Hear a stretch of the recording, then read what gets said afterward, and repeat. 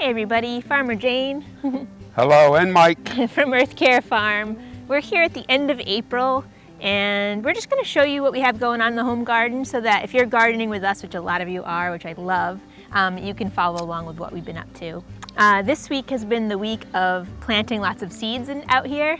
So there's not a lot to show, just seeds in the ground, but we've got, just yesterday we did carrots, beets, turnips, radishes. I put my onion sets in the ground. We've got some Swiss chard.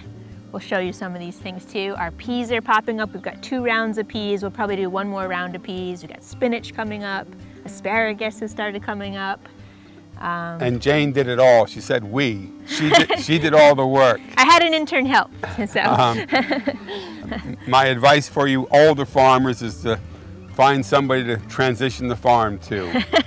It's beautiful just to see it. Lots of goodness to be seen, but your body doesn't always want to do it. Yeah, it's nice to have lots of generations here. And our rhubarb, we're going to show you that today. It is gorgeous, and it's also the time of really fluctuating temperatures. Last week we actually had 28 degrees one night, and I'll show you I did lose some things, but it's okay. I'm kind of pushing the season a little bit, and as long as you can afford to lose the little cost of seeds that you're spending on things, if you want to get that early rush, then it's fun to try it out. If you're buying seedlings from the garden center or starting things outside and bringing them out to the garden, there's this transition period called hardening off that usually takes about a week, where I bring the flats of plants that are ready to go outside during the day. I bring them in at night, and I do that for a week so that they kind of get used to this windy, harsh, cold environment little by little. It's kind of like middle school for plants. And we'll show you what we have going on with that. But you do take some risk when you plant early, but it's worth the risk when it works out, and when it doesn't work out, you just start again. I don't think it's possible to be 100% perfect in the garden with everything. I think you need to expect some things are going to thrive and a few things are going to kind of maybe not be your best success, and we learn so much by just trying out. So here we are with our carrots. They've just started coming up. It takes about 3 weeks for them to germinate this time of year, and it's Poppy's job to keep them watered so that they can germinate. He's doing great.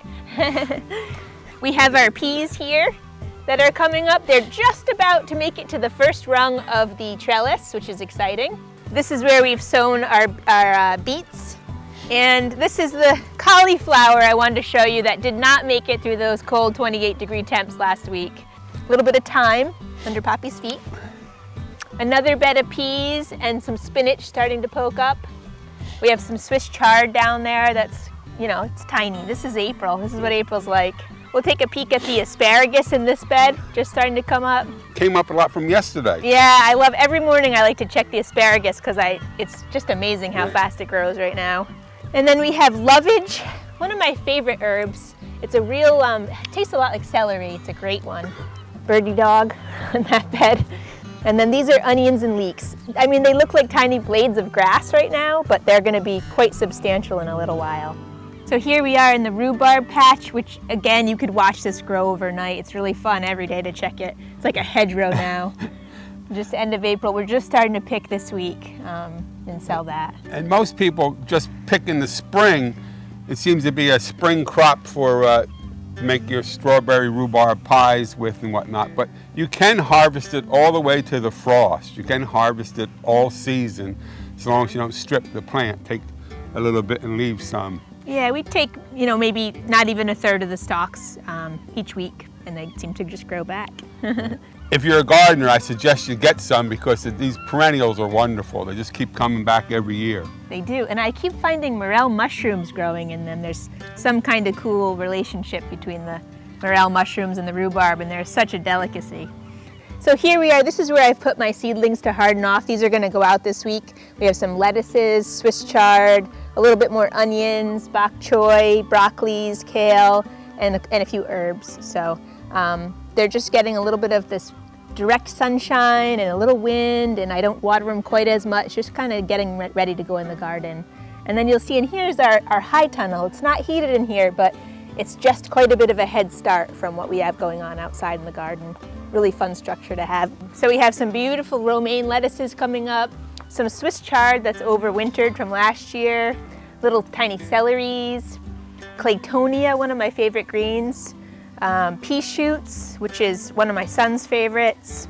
Something really delicious about when kale goes to flower, it's almost like broccoli rabe. It has a really delicious nutty flavor that I highly recommend. Lots of spinaches that have been growing since last fall. That's an exceptionally green spinach. Yeah, it's got a lot of nutrients in there.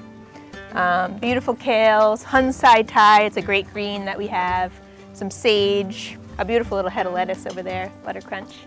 So that's kind of what we got going on in April, and it's going to rapidly change within the next month, so I'm excited to show you what happens in a month from now. Anything else you want to add, Poppy? No, not really. Things are constantly changing in a changeless world. The cycle keeps going. Well, thank you so much. Thank you.